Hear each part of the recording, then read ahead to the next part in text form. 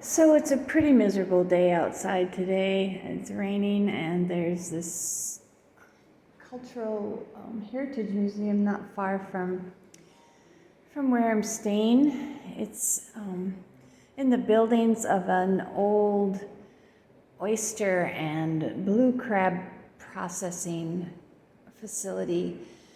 The people were what they call Gullah Geechee. They were descendants of certain African slaves that were kept on islands here, very remote, and so they kind of had their own language. When after the Civil War they were set free, they migrated across from the big plantation island and settled on these three little islands, one of them being called Pin Point. So this little tour through here shows where a white man came and in the 20s and set up this processing plant for these people to earn a wage. It was a very low wage. But basically, they were, for 100 years, kept away from the rest of civilization. There was only one road into this area here. The thing that I found really interesting is I asked the guy, and he said there's only about 200 inhabitants of Pin Point. And I mean, they are direct descendants of these people that came off this island. They can trace their lineage. And I don't know if you recognize this man, but he is here from Pin Point. He is one of these Gullah Geechee. So Supreme Court Justice Clarence Thomas is from here. So in these buildings, they have these little exhibits showing how these people had to do all these picking and cleaning by hand, shelling the crabs and shelling the oysters, and it was for virtually no pay. So they have pictures showing how everything was all done by hand. This is a replica of one of the pots that they used to boil the crabs in, although back in those days it would have been cast iron. And they had boiled crab, and that's where the tradition of low country boiled crab comes from. I really would like to try it. I asked the guy if there's anywhere around here, and he said they don't, it's such a small community, there's nobody that makes it. Okay, so I'm done with the Cultural Heritage Museum, and if you ever travel with me, you know that I want the real deal. I want the real experience. Downtown Savannah is just lovely, really, but it's just so,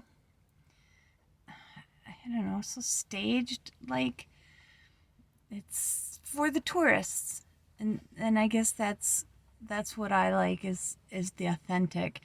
So coming to this cultural museum, it really makes me want to try crab boil. And now I'm not a big seafood fan, but if I really want to find out what the real experience is, that's what I need to do.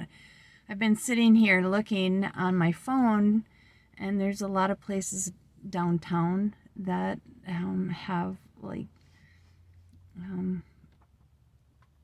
seafood on their menu, but I found this place that actually has fresh seafood, but they will cook it for you if you want them to, and they have apparently crab boil there.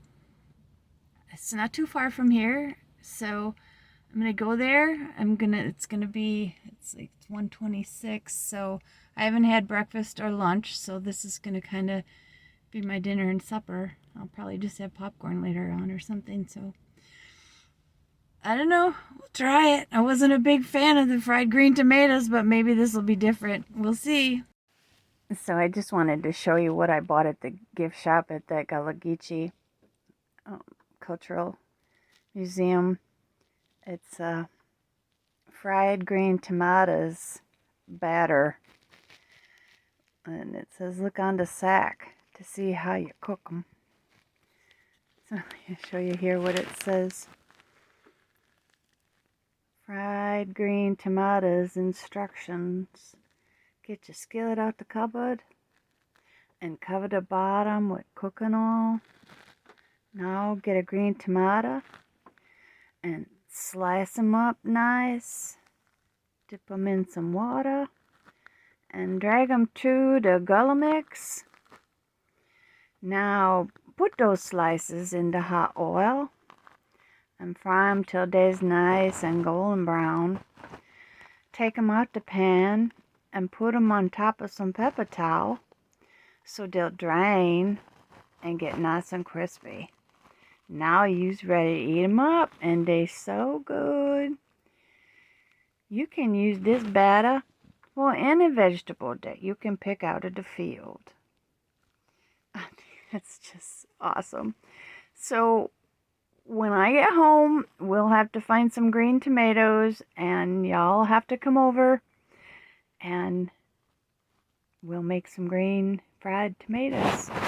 Right, this is Sore's African Products. Yes, and there is an African warrior standing right in front of the store. Yes, Yenenga princess. That's the mother of all people in the past. There you go. Let's go in and see what they got. Okay, I made it back. That in itself was an interesting trip. Probably not a place that I would probably want to go after dark, but it was interesting. I bought something for Dan at the African store. This is, take the price tag off there. I went in there and I said, I have a son-in-law who is not fazed by anything hot. Do you have any African spices that are hot? And he gave me this jar. I have no idea what's in it. He said, I had a hard time understanding him. He was a person of color. And I gathered that somebody's grandma makes this. And he guarantees me that it's very hot. So I'm not going to try it. But when I get home, Daniel, this is yours. So then, right next door to that was the seafood place. And I ordered the low country boil. And that is what they say originated with the Galagici people. I don't know. A lot of people claim a lot of credit for a lot of things. That's garlic butter.